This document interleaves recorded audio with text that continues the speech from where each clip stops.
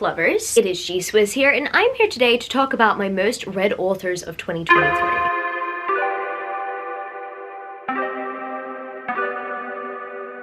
As you might know, if you've been following my channel as of recently, I really love looking back at a reading year or reflecting upon a certain time by essentially looking at the statistics. And because I read so many books in a year, I like looking back and checking whether or not I read a bunch of the same author or not. And in the process of finding that out, I eventually find that I've read a bunch from certain authors, and I compile a list of how many books I read from a certain author, and then I will make a video like this to talk about my reading habits in the previous year. And in all honesty, I find this quite fascinating because I love figuring out which specific authors defined my reading year. And I am just honestly so excited to go into this list today because there are so many authors I have to talk about on this list that I just want to gush about, and I just want to gush about my reading experiences with them. I know that at this point I would have already posted my top 23 of 2023, but I don't care. I do like looking back at how amazing 2023 was as a reading year, because that portion of my year was definitely the happiest portion of my year. I'm not saying that because my year was incredibly dark, but there was just a lot going on in the background, and my reading habits helped me get through it. So I guess without further ado, I'm gonna get straight into this list. I'm just gonna pull up the list on my phone. I have 11 authors to talk about today, and the reason why I have 11 specifically is probably because some of these are in groups, and it was really difficult to take one author out of a group. Like, for example, if I read 5 books from an author, I'd personally find it difficult to take an author out of a 5-book group and then a 6-book group and all that stuff, etc. So I have 11 authors that I'm going to spotlight that I very much enjoyed reading in 2023 because they are my most read authors. So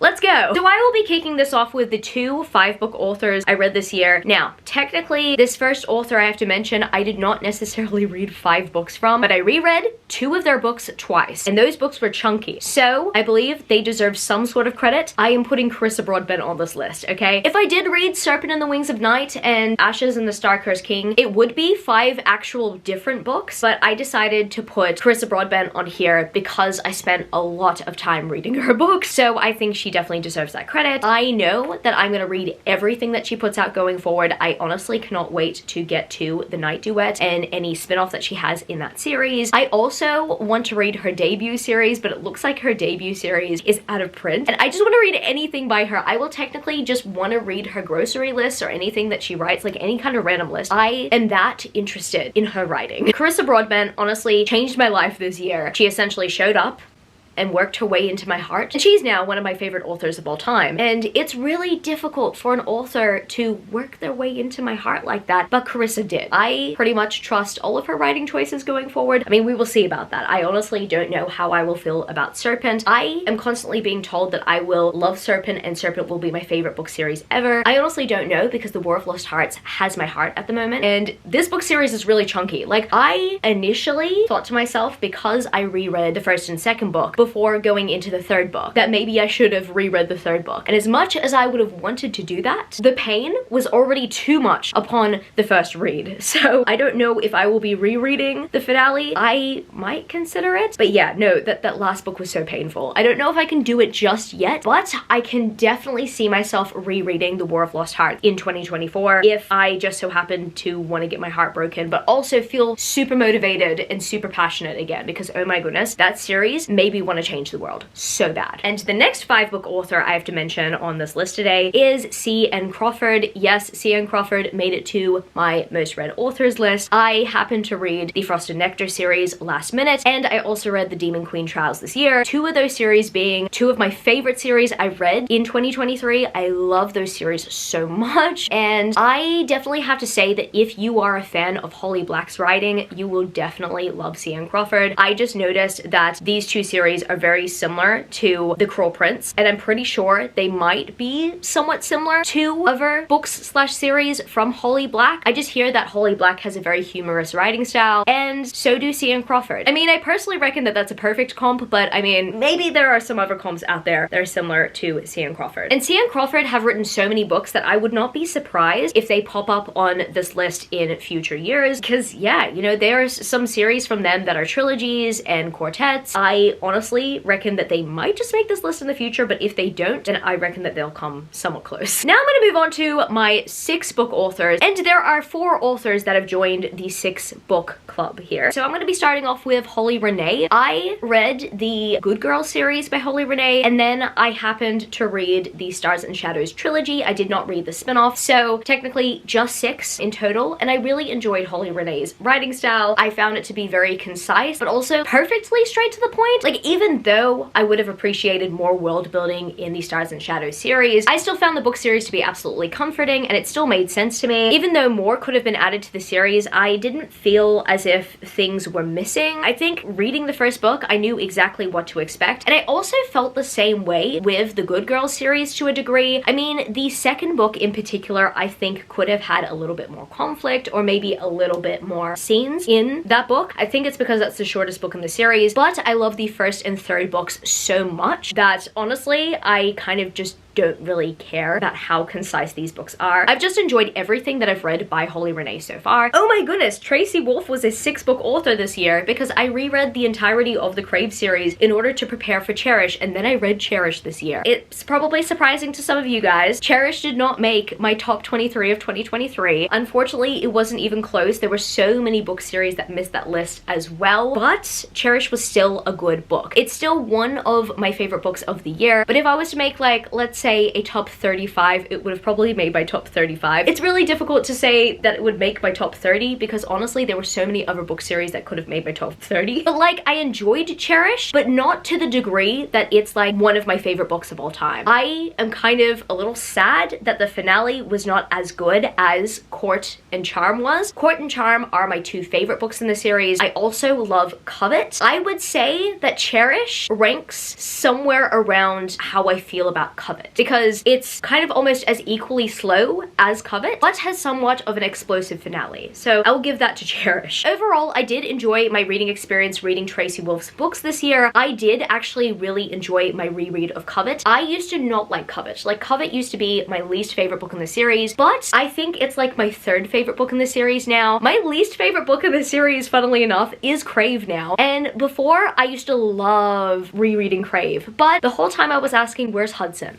Where's Hudson Vega? He has corrupted me.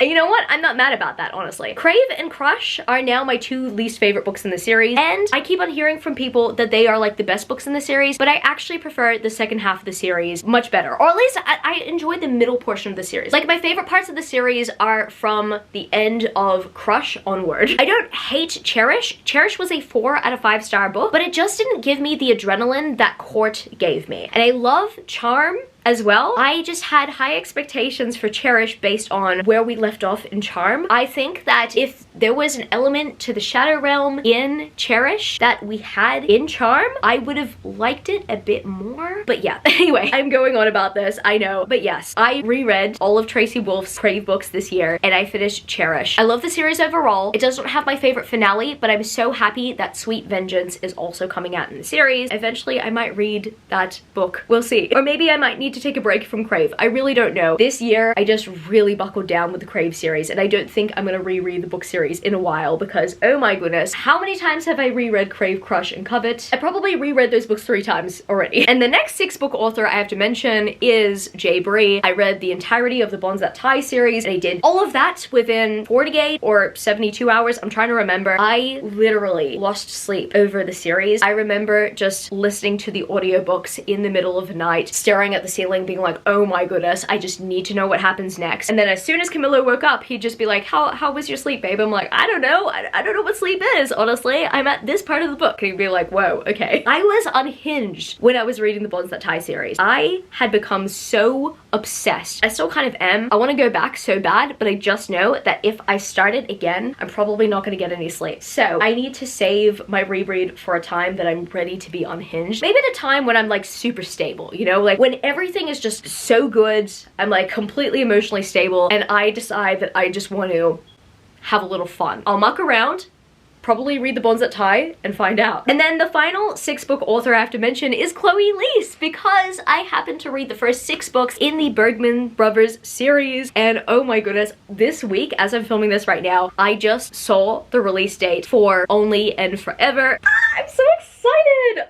yeah, that is the final book in the Bergman siblings series. I really actually hope that it's not the final book. Like, maybe we could have a bridging book with novellas following every single one of the couples. And it's Vigo's love story. I cannot wait for Vigo's love story. Oh my goodness. Yeah, Vigo is definitely the best Bergman sibling, and I'm so happy that we're saving the best to last. But before we get to Vigo's story, I read these first 6 books, and I had no idea that this book series was going to be one of my ultimate favorite book series of the year. I know I did not mention it in my top 23 books of 2023, and the reason why I did not is because I do want to save this series for a potential tier ranking video. I still need to work on that. Oh my goodness. It's just really difficult to rank contemporary romances alongside paranormal and fantasy romances. Like, for me, that was just really difficult. I needed to separate them out. So that's what I'm gonna do. I mean, I don't know. It's not them, it's me, okay? Like, I'm the problem here. But yes, the Bergman Brothers series was definitely one of my favorite series of 2023. I love it so much, and I need to get that tier ranking video up because I need to tell everyone just how good the books in this series are, and I need to rank them on a tier list, like, so bad. And now we're moving on to the 7 book club. We have 2 authors in the 7 book club, and literally only one of these authors just makes it. No, actually both these authors just make it because they also published some novellas as well, which bumped their book count up. And the first out of the 2 that I will mention is Tessa Bailey. So in 2023, I read Same Time Next Year, which was their holiday novella. This one actually is more like a New Year's novella. I read the Broken Beautiful series, which consists of 3 books, Chase Me, Need Me, and Make Me. I read Secretly Yours and Unfortunately Yours, but Unfortunately Yours was not the unfortunate one, Secretly Yours was. And then I read Wreck the Holes, and I loved Wreck the Holes. I think if there's any favorite book I have from Tessa Bailey this year, I think it's Unfortunately Yours. I wasn't keen on Secretly Yours. That actually made my most disappointing reads of 2023. And then I found that Same Time Next Year just felt like it was okay. It just felt a little predictable. It wasn't too special. Like, I love immigration romances. Immigration romances are definitely some of my favorite romances to read, especially because Camilo and I were in an immigration romance that just so happened to be successful. But yeah, Same Time Next Year just felt generic. It felt okay. But I did enjoy majority of the books that I read from Tessa Bailey this year. I mean, 5 out of 7 books enjoyed is not that bad. That's pretty good. I will continually read Tessa Bailey because I find them to be a comfort author. But honestly, based on my 2023 reading life, I don't know whether to trust Tessa Bailey's books going forward. Like, whether or not I will love them or whether or not I'll just find them to be okay or eh. Tessa Bailey is definitely a comfort author of mine, but I need to manage my expectations going into every single one of their books going forward. I'm looking forward to Fangirl Down, which is their upcoming book this year. But if it's anything like Secretly Yours, I will not be okay with it. And the second author I read 7 books from this year is Stacey Marie Brown, who just makes it by a novella because I read the Savage Land series and then I read the novella Leather, Thongs, and Honey, A Christmas Carol, which is a 10-page novella, and it counts because it's on my Goodreads challenge, okay? And I think I am going to enjoy reading Stacey Marie Brown's books going forward. I seriously cannot wait to read more books set within the Savage Lands world. I really want to start off from like the very beginning, the Darkness Saga, and then move on to the Lightness Saga, and then there's another saga. There are a few sagas in the series that I don't want to miss. I want to get the full story. I want to follow everyone. I don't know if all of these will be dark romances, but I'm kind of counting on it. I'm kind of counting on the fact that some of these might be toxic and problematic, but you know what? They're addictive. Because Savage Lands was quite addictive. Despite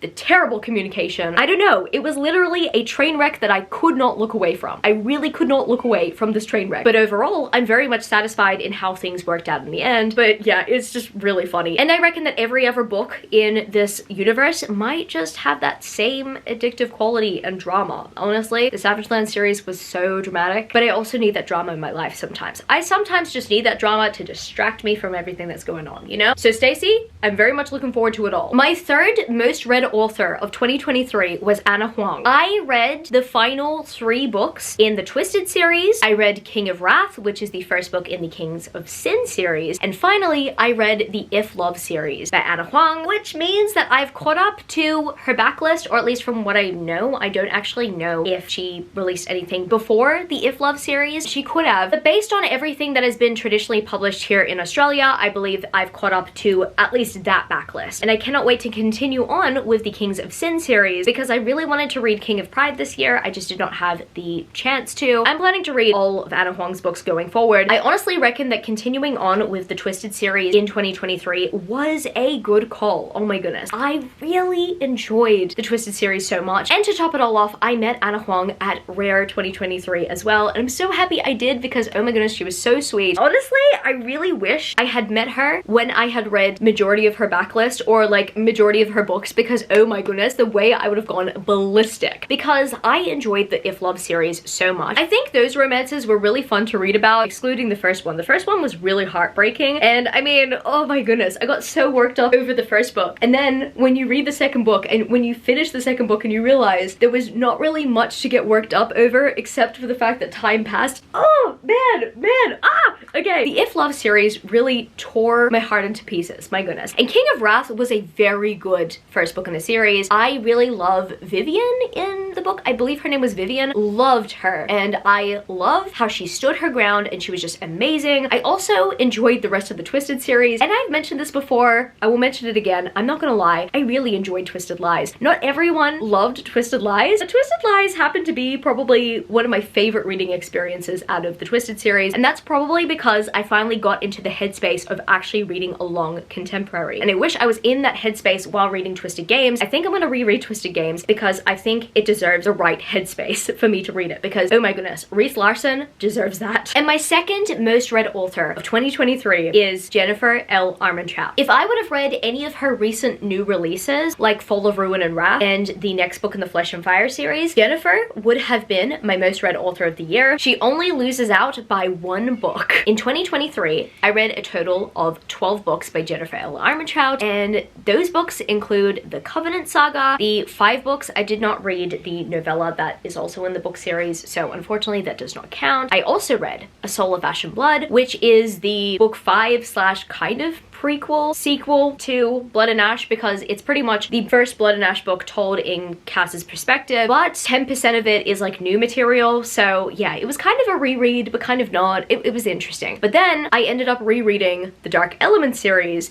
and the Harbinger trilogy by Jennifer L. Armentrout, which is a total of 12 books. And I have to say this, I found A Soul of Ash and Blood to be good, but I think I enjoyed every other book I read by Jennifer L. Armentrout this year. Kind of. The Dark Element series is still not my favorite series ever. I think that the Dark Element series could have been improved upon, but I appreciate it more now that I've reread it. My 2 favorite series by Jennifer I read this year were the Covenant Saga, but I think most certainly the Harbinger trilogy. The Harbinger series is probably one of the best works that Jennifer has put out. It's perfection, in my personal opinion, and it made the perfect Halloween read. Oh my goodness, I love the Harbinger series so much, and I'm really hoping, fingers crossed, that Fairy Loot also do a matching set of the Harbinger trilogy alongside the Dark Element series, because oh my goodness, I love the series so much, and I think it deserves more special edition treatment. Like, I have the Bookish Box special editions, but if Fairy Loot are going to give the Dark Elements a special edition treatment, they must do the same with the Harbinger series, because the Harbinger series is amazing. The Harbinger series means a lot to me personally. I don't know, there are just themes that the book series explores that just really hit differently for me. I found it really difficult reading the 4th book in the Blood and Ash book series last year, which was The War of Two Queens. I am looking forward to continuing on with the Flesh and Fire series. I just think that I needed to take a bit of a break from the world. But overall, I'm really happy that I rekindled my love and appreciation for Jennifer L. Armentrout's books by rereading some of the books that she has previously published, and also giving myself the opportunity to go and read one of her backlist series, The Covenant Saga. Oh my goodness, this series was amazing, and I cannot wait to read the Titan Saga because I need some Seth in my life. I really do. He was great. And last but certainly not least, look, she did not win spot number 1 of my top 23 of 2023. However, I thought it was more than fair to make sure that she got the most read author treatment of 2023. And that, my friends, is Laura Thalassa. I read 13 books in total. So first of all, I read the Unearthly series, which consists of 5 books. I read the Fallen World trilogy, which consists of 3 books. I read Bewitched, which is the first book in a new series by Laura. And then finally, to top it all off, I read the Bargainer trilogy, and I read The Emperor of Evening Stars, which is the novella that follows Desmond Flynn. I read 13 books by Laura in total this year. And yes, she did make spots number 1 and 2 in my top 22 books of 2022. And unfortunately, the new books that I read from her this year did not make it so high up on the list, but I decided that I was going to read all of her backlist books, or majority of her backlist books really, because there are so many other backlist books by Laura that are either like out of print or not finished yet. I mean, the series aren't finished yet. I really want to read the Vanishing Girl series. I'm really sad to hear that the final book is delayed indefinitely, and I haven't even started that series yet. I'm just sad because it's a Laura Thalassa series, you know? I decided that in 2023 I was going to prioritize her backlist. I did, and so I decided that I wanted her to be my most read author of 2023 because I think that she deserved that honor. I know that in future it's not so easy to give this honor out to your favorite authors, especially when you've read almost all their backlist. Technically, the only solution to that problem is if I go back and I reread all the backlist, but I mean, I am not going to do that every year because I have so many other books to read. But I think it's nice for one of my favorite authors of all time to make it on my most read authors list, even though they did not make it high up on the yearly favorites, you know? So yeah, overall, I am really happy with this turnout. I also really enjoyed the book series I read from Laura. Even though they didn't technically make my top 3, the book series I read were very memorable. I think everything I've read from Laura has been memorable. I don't think I've read a book and I've like completely forgotten about it from Laura. Maybe with the first 2 books in the Unearthly series, they were probably not the best. They were kind of duds, but the series got really good from books 3 onward. That's why I would still highly recommend the series, even though it did not have the strongest start. I still think about that series to this day. I still think about the Fallen World series to this day. I am still waiting and anticipating and counting down the days for Be Spelled. Honestly, Laura's books live in my mind rent-free. I still cannot stop thinking about the books that I read from her in 2022 as well. Like, the Four Horsemen still live in my mind. Obviously, the Bargainer characters still live in my mind. Every one of her characters still live in my mind. So even though she did not make my top 3 of 2023, I don't think that that defines whether or not she is my favorite author. I still absolutely adore her books and I will read all of them. I will read her entire backlist. I will read anything that she puts out going forward. I'm just obsessed with Laura's books. So I guess that's gonna be it for this video today, book lovers. If you happen to stay to the end of the video, leave me the blue heart emoji. And if you happen to enjoy this video, don't forget to give it a thumbs up and subscribe to my channel if you haven't yet already joined the amazing community of book lovers. And also, I have social medias. I'm at gswizzelbooks on Twitter and Instagram, and I'm also GOODREADS. That's www.goodreads.com/gswizzle. And finally, I'm at TikTok. I'm at gswizzle on TikTok if you want to follow me there for some bookish content. I love you, book lovers, and I will see you later.